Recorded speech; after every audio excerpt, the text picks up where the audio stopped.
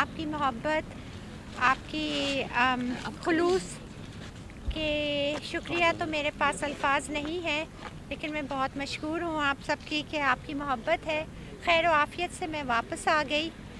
اس دفعہ کا ٹرپ جو ہے وہ پہلے سے زیادہ دردناک تھا اور بہت سے انکشافات ہوئے جو کہ بہت تکلیف دہ ہمارے لیے ایز اے فیملی بھی، اور میرے خیال سے پاکستان کے لیے اور ہماری پاکستانی حکومت اور موجودہ اسٹیبلشمنٹ کے لیے ایک بہت بڑا تماچا بھی تھا. کیونکہ میں عافیہ سے ملنے کے لیے گئی، یہاں سے ٹائم لے کر گئی. سوشل وزٹ کا انہوں نے ٹائم دیا تھا، ساری ڈیٹس ٹائم فکس کیا ہوا تھا سب کچھ. جب میں جاتی ہوں تو آدھے گھنٹے کے بعد اندر لے کے جاتے ہیں اور پھر کہتے ہیں کہ جی چابی نہیں مل رہی، چابی کھو گئی ہے ملاقات کے کمرے کی، لہٰذا ملاقات نہیں ہو سکتی. یہ سپر میکس نیول بیس ہے، یہ سپر میکس پریزن ہے. تھرڈ ورلڈ میں بھی نہیں ہوتا، پاکستان میں بھی چابی نہیں کھوتی، اور کھوئے گی تو فوراً چابی والا اس کو وہ کر لے گا. لیکن افسوس کی بات ہے ایک دن انہوں نے اس طرح سے ضائع کر دیا. دوسرا دن پھر انہوں نے اتنے سارے وہ چابی کھلی، پھر دروازے کھلے، پھر اس کے بعد یہاں سے راستہ نہیں، وہاں سے وہ کر کے وزٹ کو بہت شارٹ رکھا. تو تشنگی بھی رہی اور دکھ بھی رہا. اس کے بعد جب وکیل صاحب ملنے کو گئے عافیہ سے تو وہ واپس آئے تو وہ بہت حواس باختہ تھے، بہت غصے میں تھے، اور انہوں نے کہا میں نے خود دیکھا پریزن اس کو کس طرح ٹریٹ کرتی ہے، میں نے اپنے 39 ایئرز میں ایسا سلوک کبھی نہیں دیکھا. اس کے بعد انہوں نے جو بیانات دیے وہ ہم سب کے لیے، پاکستان کی غیرت کے لیے، ہمارے سیاستدانوں کی غیرت کے لیے ایک بہت بڑا سوالیہ نشان ہے. بس یہی ہے کل ماحصل. واپسی میں البتہ ضرور کونسلیٹ کے فرد جو تھے وہ میرے ساتھ رہے جب تک کہ جہاز پہ میں چڑھی نہیں ہوں، کہ کہیں کوئی مسئلہ نہ ہو. سوشل وزٹ کا کانٹیکٹ نہیں ہو سکا بتانے جی دیکھ نہیں پائی، ملاقات بالکل نہیں ہو نہیں پائی. بالکل. سوشل وزٹ کا مطلب یہ ہوتا ہے کہ کانٹیکٹ وزٹ ہوتا ہے کہ آپ جیسے ہی جائیں آپ گلے مل سکتے ہیں، اور آتے ہوئے گلے مل سکتے ہیں اور ہاتھ پکڑ سکتے ہیں. ٹیبل ہوتی ہے بیچ میں بس، اور آپ وہاں پہ وینڈنگ مشین ہوتی ہے، اس میں سے آپ چائے کھانا جو بھی چیز نا نکال کے اور آپ لوگ بیٹھ کے کھا سکتے ہیں، پی سکتے ہیں. 4 گھنٹے کی ہوتی ہے، تو ٹوٹل 8 گھنٹے کے مجھے وزٹ دیا تھا. اس 8 گھنٹوں میں سے مجھے صرف 3 گھنٹے اس دفعہ ملے، 4 گھنٹے تو یوں ہی کھا گئے کہ چابی نہیں ملی. اگلا دن جو ہے وہ راستوں میں اس میں بھول بھلائیوں میں. تو مطلب میں یہ کہہ رہی ہوں کہ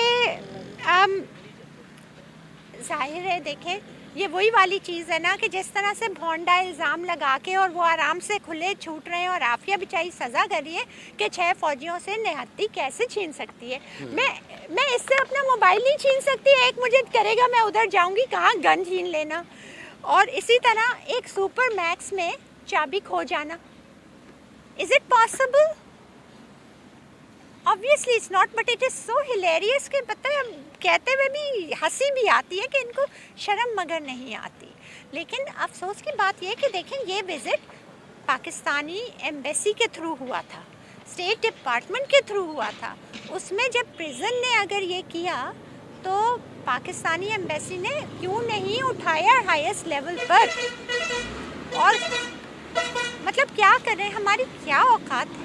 ہم اتنے گر گئے صرف ان لوگوں کی ان حرکتوں پہ کہ چھوٹے چھوٹے پیسوں پہ جو ہے بڑی بڑی ڈیلز کر لیتے ہیں اپنے، وہ بھی اپنے.